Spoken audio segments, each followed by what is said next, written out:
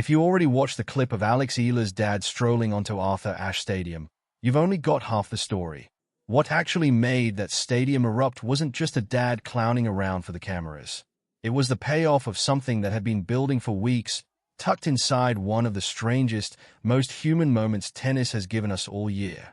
Most versions floating around online show you 15 seconds.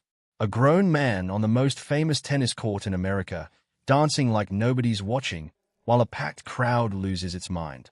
Funny, sure, but nobody tells you why he was even allowed out there.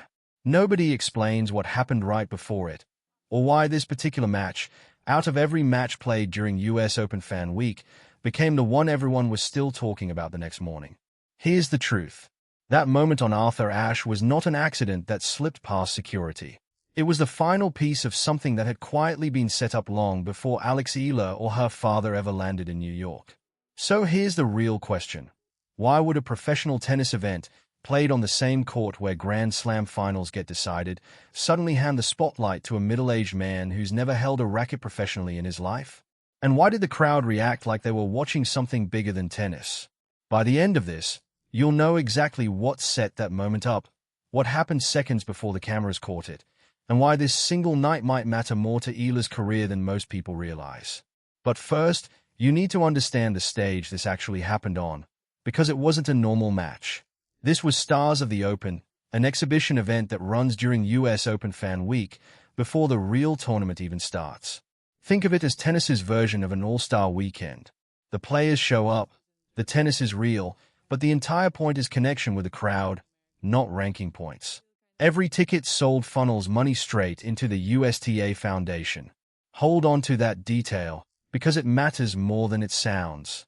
That night's matchup was Eala against Iva Jovic, two of the most exciting young players on the WTA Tour, and genuine friends off the court. One set, no ranking points, nothing officially on the line. Picture an NBA All-Star game.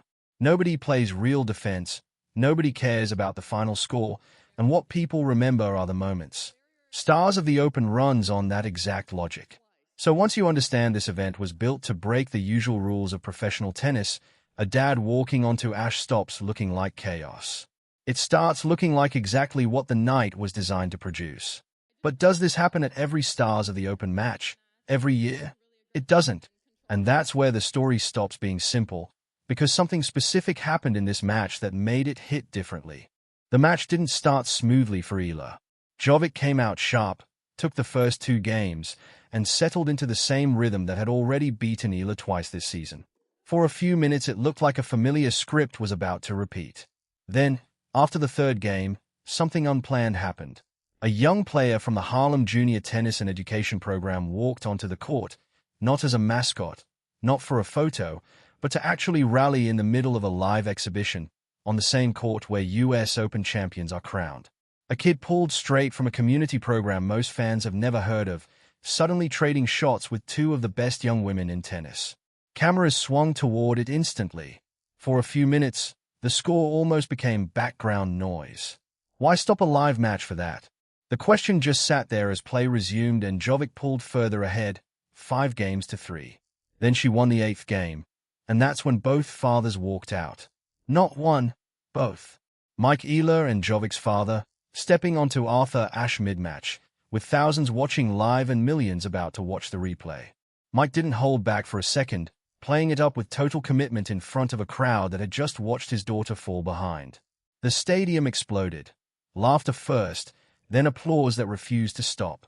In the span of about 15 minutes, this exhibition went from a community kid rallying on Ashe to two grown men storming the same court. Two completely separate, completely unplanned moments, in the same match, on the same night. That's not something you brush off as exhibitions are looser. Something more specific was happening. Here's what almost nobody connects. That kid and those two dads were never separate stories. They were the same idea told twice. Stars of the Open exist to raise money for the USTA Foundation, the exact organization funding community programs like the one that kid came from. So when a child from that kind of program gets pulled onto Ashe to rally with two WTA stars, that isn't cute filler. That's the entire purpose of the night, made physical, right there on court. The dads walking out 15 minutes later isn't randomness. It's the same message wearing a louder costume, first shown quietly through a kid, then shown loudly through two men who clearly didn't care how they looked. Most people assumed the stadium reacted simply because a dad did something silly. Flip that.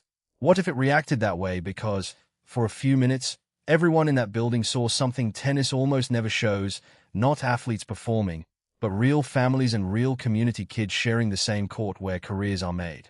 And this wasn't built on nothing. Weeks earlier, Eala and Jovic sat down together on camera, sharing Filipino snacks, completely at ease, before the event was even announced. Earlier this year, at the ASB Classic in New Zealand, they weren't rivals at all. They were doubles partners who reached the semifinals together. That kind of trust doesn't vanish once they are counting games against each other. And every ticket from that night funded the same foundation behind the program that produced the child who rallied mid-match. One straight line, from ticket to foundation to that kid standing in front of 30,000 people. Compare that to the other matchups that same night. Amanda Anisimova versus Marta Kostiuk, Flavio Caboli versus Lerna Tien. Good tennis, solid crowds, but no viral moment, because none of those pairings carried this same layered relationship. And here's what most people missed entirely. This exhibition was also the last competitive court Eala stepped onto before entering the US Open as the 17th seed, the highest of her career. A night built on joy, family, and community, right before the most pressure-filled tournament of a season. If you wanted the perfect way to walk into a Grand Slam loose instead of tense, it's hard to design a better one than this.